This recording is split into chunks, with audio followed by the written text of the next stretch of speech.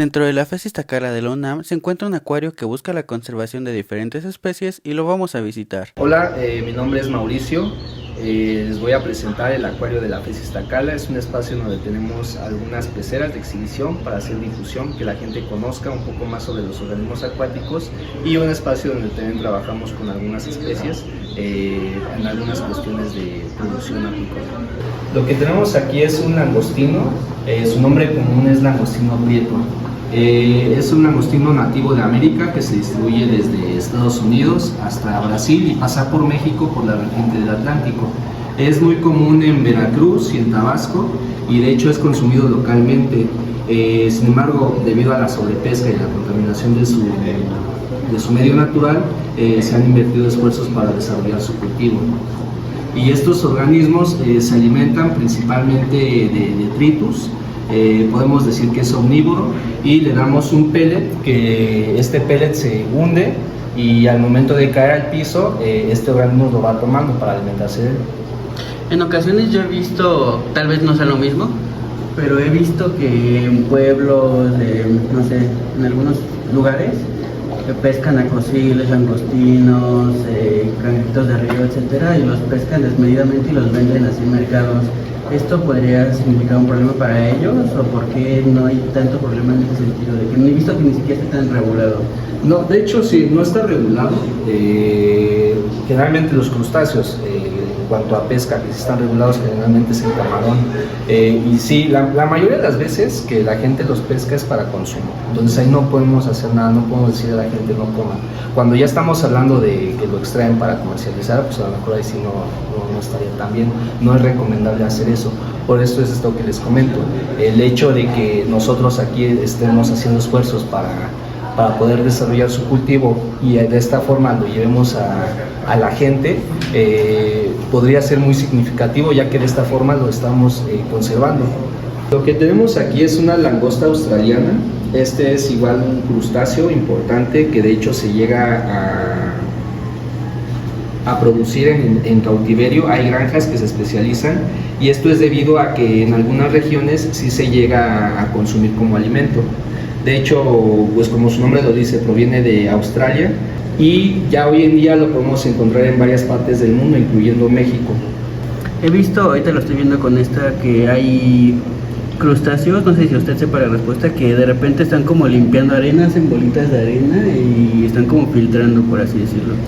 Sí, esto es debido a que son detritívoros, igual se alimentan de todo lo que van a encontrar en el fondo. Estamos hablando de animales muertos, plantas que se están muriendo, hojas secas que están en el fondo, bueno, no secas sino más bien muertas en el lecho del fondo del cuerpo de agua. Entonces estos organismos contribuyen de esta forma a transformar toda la energía que se encuentra en estos desechos, que podríamos nosotros percibirlo como desechos o basura. Ellos lo aprovechan y lo transforman a una forma más fácil para otros organismos que asimilen todos estos nutrientes. Y si este es australiano, ¿por qué lo tienen aquí? Porque, como les comentaba, es muy común ya hoy en día encontrarlo en varias partes del mundo, porque es fuente de alimento. En muchas regiones se llega a comer, y por eso es que se reproduce en algunos centros especializados en producción apícola. ¿Se consideraría que ya es una especie cosmopolita? Sí, a lo mejor y sí, porque generalmente las especies que se reproducen ya en acuacultura son organismos que se adaptan fácilmente a diferentes condiciones de su entorno. Hablamos de temperatura, de pH a lo mejor. Sin embargo, obviamente tienen sus niveles óptimos, pero son de fácil adaptación. En esta pecera tenemos a la muy famosa carpa koi. Estos peces provienen de Asia, y de hecho son de los primeros que se empiezan a mantener en cautiverio. Esta variedad de carpa es ya seleccionada artificialmente precisamente por sus colores y la forma de sus aletas, que son bastante llamativas, y la podemos encontrar en prácticamente todo el mundo, en muchos acuarios, estanques de ornato que la gente tiene, y pues sí, es bastante común. Bueno, se mencionaba, por ejemplo, aquí al lado está la tilapia, ¿no? De que esta creo que sí es un grave problema, ¿no? Sí, depende desde el punto de vista en que la ves. Es un problema porque la encontramos en algunos cuerpos de agua donde no debería estar y es muy voraz y empieza a desplazar a otras especies, sí, pero cuando vemos desde el punto de vista de producción de alimentos es bastante importante, es de los peces que más se producen y que más son consumidos. De hecho, si ustedes van al súper es muy común encontrar algunos filetes ya de tilapia en empaques, en almacén con plástico, con tallo. Y pues así es como se ve el organismo vivo. Muchas veces no tenemos ni idea de cómo se ven los peces que nos estamos comiendo. Entonces yo lo veo más, no tanto como un problema, sino como una oportunidad que obviamente tiene un mal manejo, porque ya estamos hablando ahí ya de introducción de especies exóticas, pero todo esto es debido a un mal manejo de los organismos que se están cultivando. Y pues no solamente pasa en los peces, también pasa en plantas, por ejemplo, en los cultivos de plantas que se llegan a empezar a diseminar en otras partes, de plagas y demás. Bueno, no sé si esta pregunta sea como correcta, por así decirlo, pero ¿qué hace especial a la tilapia de que aguanta en todo tipo de lago y río en el que lo liberan? Yo he visto que hay como planes así como de reintroducción de gobernadores que luego no saben qué peces hay en qué río, pero liberan carpa y tilapia a lo loco, ¿no? Principalmente tilapia. Por ejemplo, no sé, creo que en Xochimilco está también ese problema, ¿no? Sí. Pues lo que le hace especial es precisamente que aguanta, tolera muchos parámetros del agua. Originalmente es de África, del río Nilo, más precisamente, tenemos esta especie que tenemos aquí. Hay muchas variedades y pues sí, el problema de la domesticación es que adaptamos a los organismos a diferentes condiciones de cautiverio y pues por esto mismo incluso pueden desarrollar mayor tolerancia a condiciones naturales donde originalmente no se encuentran. Sí, igual creo que sería importante mencionar que por eso no hay que liberar si tienen un pescado, ¿no? Porque creo que igual luego compran pescados, tortugas, la de orejas rojas y no saben qué tanto crece, ¿no? De sus requerimientos y lo quieren liberar donde sea. Sí, justo es un problema de la acuariofilia, que muchas veces se adquieren peces sin previamente conocer lo que necesitan. Su alimento, las condiciones del agua, cuánto crecen, y a veces es el problema, que crece demasiado, ya no caben en peceras pequeñas de 20, 40, 100 litros y pues a la gente se les hace fácil porque siente feo hacer otra cosa con ellos, liberarlos en un río, en un lago, cualquier cuerpo de agua, y una de dos, o este pez se muere o sobrevive. Si muere, pues va a diseminar patógenos que son ajenos al ambiente, y si sobrevive puede que empiece a desplazar a otras especies del medio natural. ¿Con qué es con lo que les alimentan? Los alimentamos con alimento comercial para peces. Este alimento ya está formulado especialmente para ellos. Lo que tenemos en estos tubos es alimento vivo. Del lado izquierdo tenemos artemia que aquí mismo eclosionamos, conseguimos el quiste, lo ponemos en la salinidad y la temperatura adecuada con aireación y esperamos a que este quiste o huevo de resistencia eclosione, y así es como salen de ese tamaño, salen muy pequeñito. Y del lado derecho tenemos cladóceros, pulga de agua, y estos dos los tenemos aquí porque los utilizamos como alimento vivo para proporcionarles mayores nutrientes a los organismos que tenemos aquí. Generalmente estos organismos tan pequeños los damos para alimentar igual peces, que de igual forma son pequeños. Estamos hablando de juveniles de peces o de peces con boca pequeña como los guppies, peces cebras y algunos otros ejemplares que son pequeños. En el caso de la artemia la utilizamos para alimentar a organismos marinos o salobres, de ambientes salobres, y en el caso de los cladóceros los utilizamos para alimentar organismos dulceacuícolas, ya que las pulgas de agua se encuentran en ambientes dulceacuícolas. Bueno, aquí vemos un pez payaso con una anémona. Lo que me parece curioso es que las anémonas tienen unas células que son pues urticantes, ¿no? Para la mayoría de organismos. ¿Por qué a este pez payaso no le hace daño? Es porque el pez tiene un recubrimiento, tiene una mucosa que lo protege de estas células que sí todos los nidarios en general tienen en sus tentáculos. Entonces por eso es que este pez hace simbiosis con algunas especies de anémonas. ¿Habrá sentido nuestra presencia? Porque vi como que... No, ya le dieron de comer. Ah, sí. No, pero también es tímido. ¿Ah, sí? Sí, es tímido. Bueno, y es muy común, ¿no?, que piensen que las anémonas son plantas o ni siquiera saben que son animales. Sí, es porque pues, como no se mueven o tienen un movimiento muy lento, es que la gente piensa que sí no son animales, aunque sí se llegan a desplazar. En acuarios al menos lo que vemos es que la anémona va buscando el lugar donde se siente más cómoda, donde no hay tanta corriente o tiene la corriente adecuada para ella, donde no le dé tanta luz o le dé la luz que necesite. Entonces sí se van desplazando y van seleccionando un lugar del acuario en el que se sienten más cómodas. Y ya después, cuando encuentran este lugar, se fijan con su pie. Y si alguien por accidente llegara a tocar una anémona, ¿qué pasaría y qué tendría que hacer la persona? Hay anémonas que sí son demasiado picantes, que pueden ser peligrosas. Sin embargo, en el caso de la que estamos viendo aquí, no es peligrosa. ¿Y la que está a la izquierda? La que está a la izquierda es una anémona. Esta anémona no se ve tan colorida y llamativa como la que tenemos del otro lado, porque es de ambientes como cavernosos. Entonces, por eso es que se ve de esta forma. De hecho, ahorita abrió los tentáculos porque hay alimento en el agua. Generalmente esta anémona guarda sus tentáculos y se ve así como una masa donde está fijada, y en las noches, que es cuando está más activa, se vuelve a extender. Entonces se alimentan también de las artemias que acaban de... Sí, también pueden llegar a capturar algunas presas pequeñas, aunque también les damos camarón para suplementar un poco más su alimentación. Y entonces, si se alimentan de lo que les echan, ¿de qué se beneficia, por ejemplo, aquí la simbiosis del pez y la anémona? El pez le ayuda a algunos posibles depredadores que pudiera llegar a haber en el medio natural. De alguna forma el pez defiende a la anémona de estos peligros, de otros organismos que pueden representar peligro para la anémona. ¿Y el pez de qué se beneficia de la anémona? Precisamente de otros depredadores que a ellos sí les podría causar algún efecto, estas células suplicantes de la anémona. Ese es el principal beneficio que tienen. O sea, en resumen, los dos se defienden. Exactamente.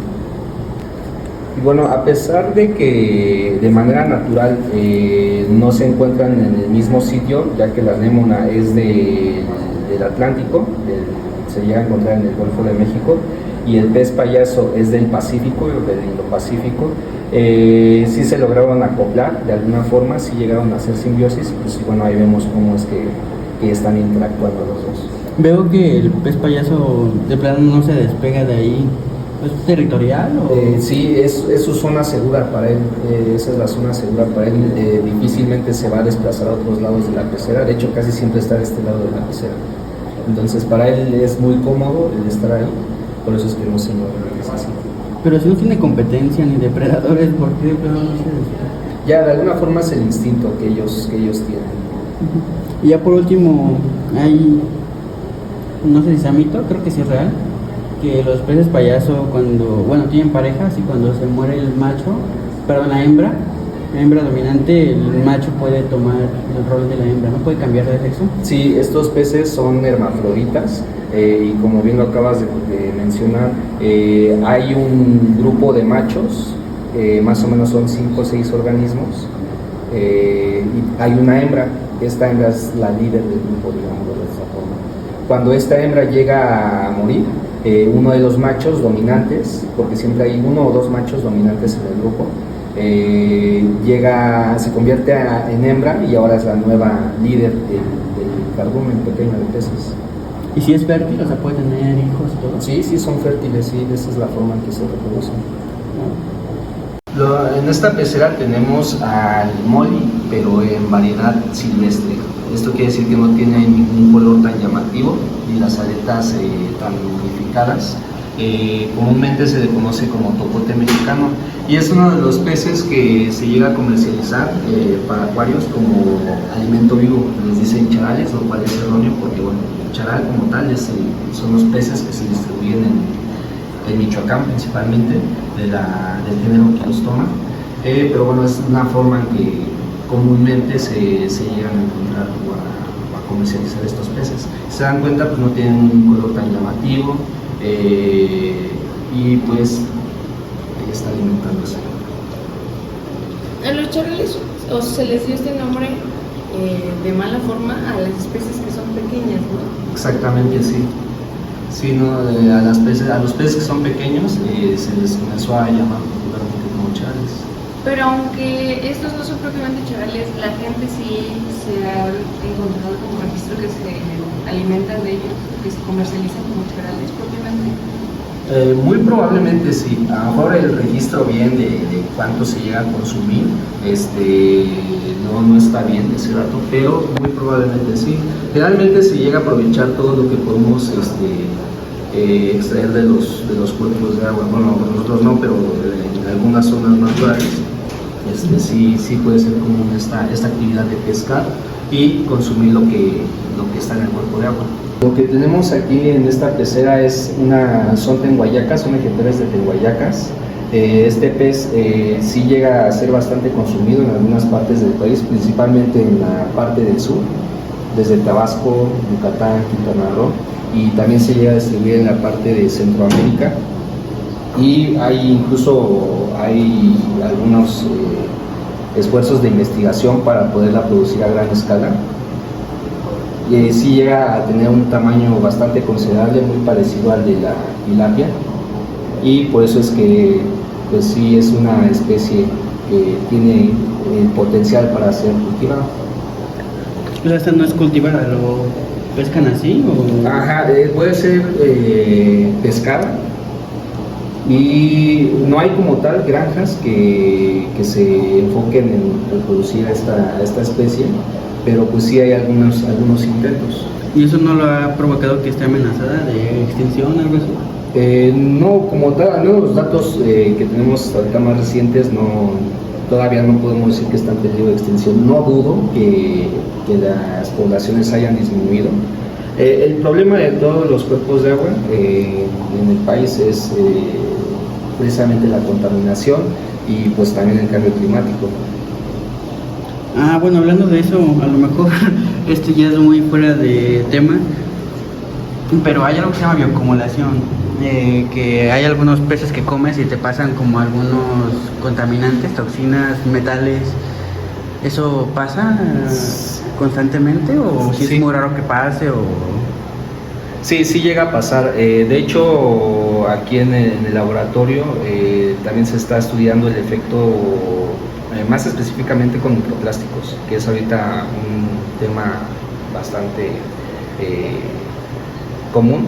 Es un contaminante emergente y pues de alguna forma el plástico que nosotros consumimos en los productos pues lo desechamos, y nosotros vemos las botellas, las bolsas grandes, pero poco a poco se van degradando hasta formar partículas más pequeñas. Entonces estas partículas pequeñas están en todos lados, están en la atmósfera, en cuerpos de agua, y el problema de esto es que pues, los organismos, sobre todo algunos que son pequeños, que son microscópicos, como el plancton, el zooplancton más específicamente, lo llegan a consumir. Muchas veces sí se ha visto que lo llegan a retener en sus cuerpos. Esto es bioacumulación, cuando los bichos lo empiezan a acumular en sus cuerpos. El problema de esto es que son parte fundamental de la cadena alimenticia. Entonces otros organismos más grandes se están alimentando del zooplancton, y llega un punto en el que al consumir los peces, por ejemplo, crustáceos, el zooplancton, están también incorporando a su cuerpo el microplástico, y ya este fenómeno le llaman biomagnificación. Igual uno de los problemas de esto es que los peces también los peces que nosotros consumimos también se llegan a alimentar de estos bichos cargados de microplásticos, y pues es una forma indirecta en que también nosotros estamos consumiendo muchos contaminantes. El microplástico es un ejemplo, ¿no? Pero hay muchos otros contaminantes que se acumulan en los organismos que también nosotros estamos consumiendo. En esta pecera tenemos un ejemplar de una mojarra de la lana, o también se le conoce como, su nombre científico es Vieja fenestrata. Este organismo es endémico de México, en la zona de Veracruz, y pues también llega a ser consumido localmente, lo pescan y es una fuente de alimento. Y aquí vemos cómo se está alimentando del fenestrata. Aquí no pasa lo mismo que con el charal, de que a varios peces les dejan mojarra. Sí, sí, es bastante común. Hay muchos peces que les dicen mojarra, por eso esta es para distinguirla, esta es la mojarra de la lana. ¿Y todos se consumen? Sí, es bastante común que se consuma. A lo mejor aquí no, en la parte centro de México, pero en las regiones costeras, donde se llegan a encontrar este organismo, sí se puede llegar a consumir. En esta pecera tenemos molis. Aquí estas ya sí son organismos que fueron seleccionados artificialmente, por eso es que se ven con colores más vivos, más llamativos, incluso las aletas un poco más largas, a comparación del moli que vimos anteriormente. Bueno, nosotros entendemos el concepto, pero ¿a qué se refiere con seleccionadas artificialmente? Con seleccionados artificialmente me refiero a que de alguna forma el ser humano tuvo alguna intervención para ir seleccionando a los peces que van presentando algunas características que deseamos. En este caso es el color. Mientras más llamativos sean los colores, vamos a ir separando y seleccionando a los peces que tengan esta característica y vamos haciendo de lado a los que tienen colores un poco más, que no son tan llamativos. Y pues con el paso del tiempo y las varias generaciones, pues ya esta característica se va cada vez fijando más en las próximas generaciones. Aquí tenemos un langostino que es una especie hermana al langostino que vimos anteriormente, que es del género Macrobrachium. El que vimos anteriormente se distribuye en la parte del Atlántico de México, pero este se distribuye en la parte del Pacífico. Si se dan cuenta, tenemos aquí un macho, bueno, está escondido ahí, pero se alcanzan a ver a lo mejor las quelas, que es una característica distintiva de los machos. Presentan dimorfismo sexual y es precisamente por esto, porque los machos desarrollan quelas más grandes y las hembras igual tienen quelas, pero son un poco más pequeñas. Los machos llegan a ser más grandes y en comparación un poco al tamaño con la otra especie, esta especie es un poco más pequeña, más grande. ¿Qué es la quela? La quela son las pinzas o tenazas.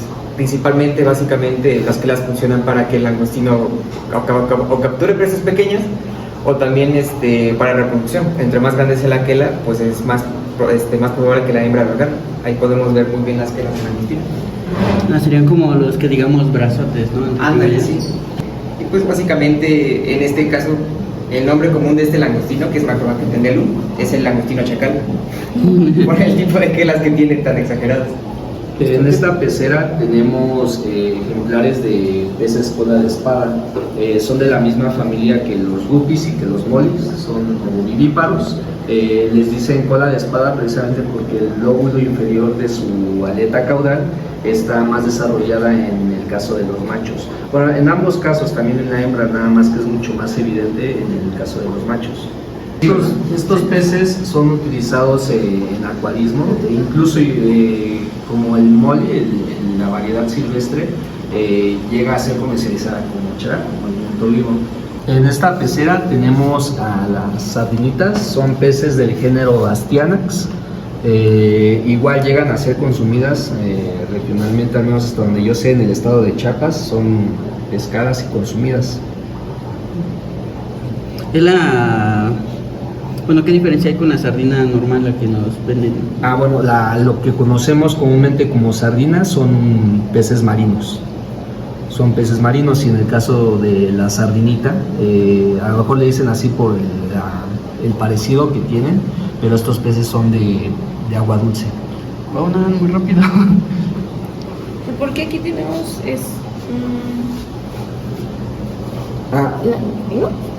Lo que aquí tenemos es igual un langostino. Este organismo, como están viendo, nos ayuda a limpiar toda la parte del fondo de la pecera por la misma característica que les mencionaba hace un momento, porque son detritívoros. ¿A qué se refiere con detritívoros? Por si alguien no... Los organismos detritívoros son los que se alimentan de restos que principalmente están en el fondo del mar. Eso significa detritivo. Lo que aquí tenemos es otro ejemplar de langostino del género Macrobrachium. Estos langostinos fueron traídos de Boca del Río, de Veracruz. Tenemos aquí a un macho y una hembra. El macho se caracteriza por las quelas más grandes, por las pinzas que vemos ahí, más desarrolladas, más largas y más gruesas. Y también tenemos a la hembra, que se distingue porque incluso ahí en la zona del pleón, en la parte ventral, tiene unos huevos adheridos. ¿Cuál es el pleón? ¿Se podría decir? El pleón es como el abdomen, la parte ventral. Ahí se pueden llegar a apreciar. Se ven súper transparentes. Lo verde, digamos que es su alimentación, es su digestivo en la parte de aquí de la hembra, arriba como por la parte posterior se ve verde. Es que en algunos he visto crustáceos como, no sé, Daphnia, se les ve luego que comieron alga, ¿no? Aquí, ¿qué sería? Sí, no, en este caso lo que se ve en la parte de arriba es su gónada. Estos organismos se caracterizan por eso, porque tienen la gónada verdosa y grande, y eso es lo que alcanzamos a apreciar ahí. Algo que había escuchado en camarones era que su cerebro se encuentra, no, su corazón, su sistema digestivo, perdón, en el cerebro. ¿Eso también aplica con los langostinos? No. Tiene su sistema digestivo, sí es muy independiente al sistema nervioso. En este caso, igual en el camarón y en el langostino tienen su tracto digestivo en la parte de arriba. Entonces, cuando comemos camarón, es común que le quitemos el tracto digestivo, que es lo que está arriba. Muchas veces quítele la avena para que lo puedas comer. Ese es el tracto digestivo, lo que está en la parte de arriba, en la parte dorsal. Pero sí, el sistema digestivo sí es independiente al sistema nervioso. ¿Y usted diría que es real eso de que los camarones son las cucarachas del océano? Pues de alguna forma las cucarachas son detritívoros en ambientes terrestres, y pues los camarones son detritívoros en ambientes marinos o benzoacuícolas, en el caso del langostino. Entonces, pues si quieres hacer la comparación, diría que sí. ¿Pero también por suciedad o...? No. Oye, pero las cucarachas son más limpias, se limpian constantemente el interior. Sí, no, eso es por un mal concepto que tenemos, pero realmente los alimentos que se consumen se lavan bien, se desinfectan, se cocinan. Protocolos de calidad. Básicamente los alimentos que consumimos tienen protocolos de calidad para evitar enfermedades, como varias bacterias. Así. Entonces, es fácil comer camarones, justamente con la acuacultura. Lo que tenemos aquí son pejelagartos. Estos peces son bastante importantes en algunos estados como Tabasco. Se llegan a consumir localmente allá, y de hecho hay granjas que se dedican a la producción de estos organismos. Son unos peces que también se les consideran como pues fósiles vivos. Esto es porque no han cambiado físicamente considerablemente a lo largo del tiempo. Y el de abajo es bueno, yo lo conozco como chupapecera. Ajá, el de abajo es hay varias formas en que se les conoce. Son limpiapeceras, Plecostomus, incluso en algunas regiones como pez diablo, por lo que representa, es una plaga que igual pues puede llegar a desplazar a otros organismos. Ocurrió lo que comentábamos, de que la gente los compraba para peceras y los empezó a liberar, ¿o? Sí, exactamente. Cuando la gente los llega a adquirir, los compra pequeños, sin saber el tamaño que llegan a alcanzar. Entonces es ahí cuando empezamos con problemas de que los empiezan a introducir al medio natural. Sin embargo, pues bueno, igual se han propuesto muchas estrategias para poder aprovechar. Para poder aprovechar estos organismos. Se ha intentado hacer harina de este tipo de pez, se ha intentado incluso a consumir la carne, precisamente para tratar de mitigar estos efectos.